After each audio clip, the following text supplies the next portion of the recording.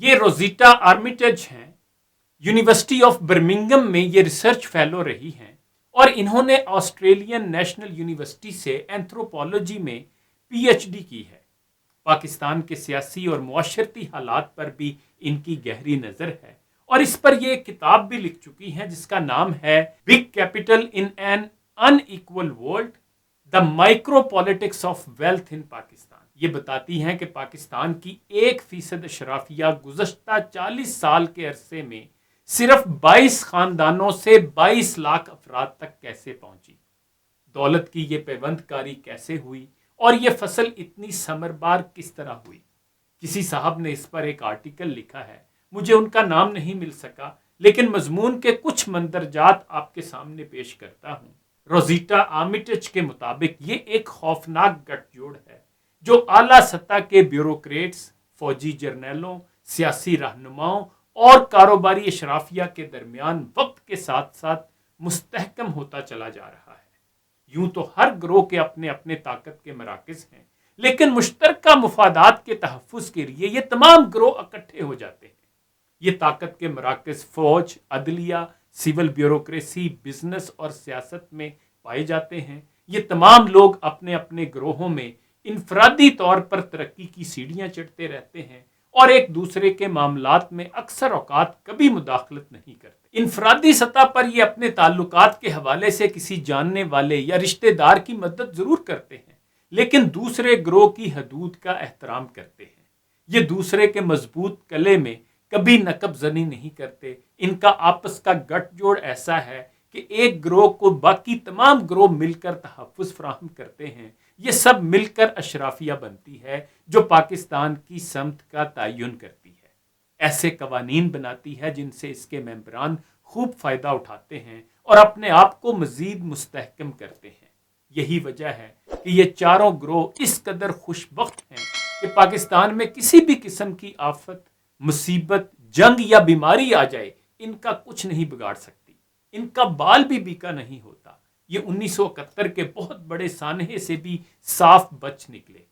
سرمایہ کاروں کا سرمایہ محفوظ رہا، بیوروکریٹس کی نوکریاں چلتی رہیں، فوجیوں کی پروموشنیں ہوتی رہیں اور سیاستدان بھی ویسے کے ویسے دودھ کے دھلے نظر آتے رہے۔ گھر، کاروبار تو غریب بنگالیوں اور بہاریوں کے اجڑے، جان سے عام لوگ گئے، نسلیں ان کی برباد ہوئیں۔ اس سانحے میں اشرافیہ کے تحفظ کی مثال صرف ایک اصفہانی خاندان سے واضح کی جا سکتی ہے۔ مرزا ابو طالب اصفہانی کو 1799 میں انگریز نے لندن بلا کر رچمنڈ کے علاقے میں جائیداد عطا فرمائی، اور پھر جب ایسٹ انڈیا کمپنی نے سراج الدولہ کے جرنیل میر جعفر کی غداری سے بنگال فتح کیا تو پھر اپنے لاڈلوں کو یہاں لا کر آباد کیا جانے لگا۔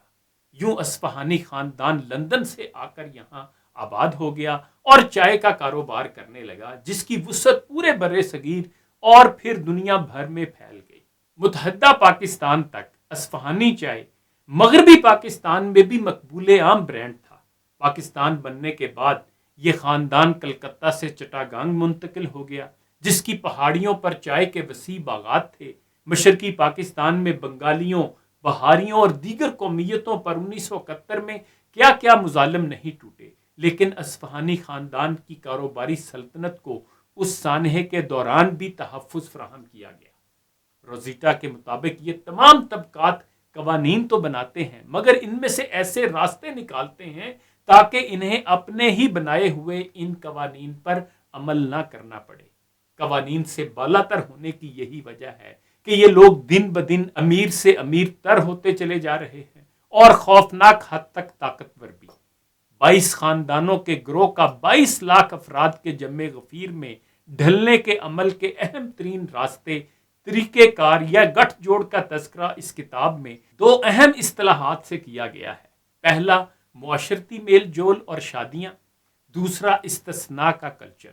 شادیاں اور معاشرتی میل جول وہ زینہ ہے جس کے ذریعے یہ تمام گروہ بلندی کی منازل طے کرتے ہیں۔ روزیٹا لکھتی ہے کہ دلچسپی کی بات یہ ہے کہ نوجوان فوجی افسران صنعت کاروں کی بیٹیوں سے شادی کرنا پسند کرتے ہیں اور اعلیٰ بیوروکریٹس کی بیٹیاں بھی ایسے ہی سرمایہ دار اور صنعت کار افراد کو پسند کرتی ہیں اور سیاست دانوں سے کنارہ کشی اختیار کرتی ہیں۔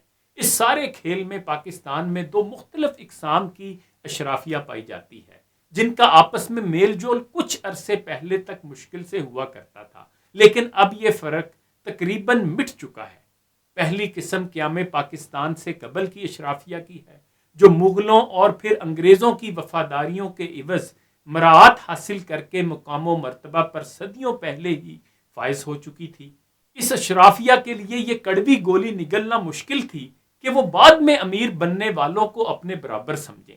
روزیٹا نے اپنی کتاب میں ہمارے ملک میں زبان زد عام اصطلاح نو دولتیے کا استعمال اس کے فرانسیسی نیم البدل نوویا ریچی کی اصطلاح سے کیا ہے۔ اس نے لکھا ہے کہ 1970 کے بعد عمارت کی بلندیوں کو اچانک چھونے والے خاندان اس قدیم اشرافیہ کی نظروں میں شروع میں گھٹیا تصور ہوتے تھے۔ قدیم اشرافیہ اپنے لیے مخصوص ٹھکانوں کے دروازے ان کے لیے بند رکھتی تھی، جیسے بڑے کلبوں کی ممبرشپ نہیں لے سکتے تھے، اور ان کی اولادوں کے لیے ایچیسن جیسے اسکولوں میں داخلہ مشکل سے ہوتا تھا۔ قدیم اشرافیہ یہ رویہ اس لیے اختیار کرتی تھی کیونکہ ان پرانے خاندانی رئیس لوگوں کی آمدن وقت کے ساتھ کم ہو رہی تھی، اور وہ ان نو دولتیوں کا کسی صورت مقابلہ نہیں کر پاتے تھے۔ یہی وجہ ہے کہ وہ اپنی معاشرتی میل جول کی جگہوں سے انہیں دور رکھتے تھے، اور وہ آج بھی عموماً ایسا ہی کرتے ہیں۔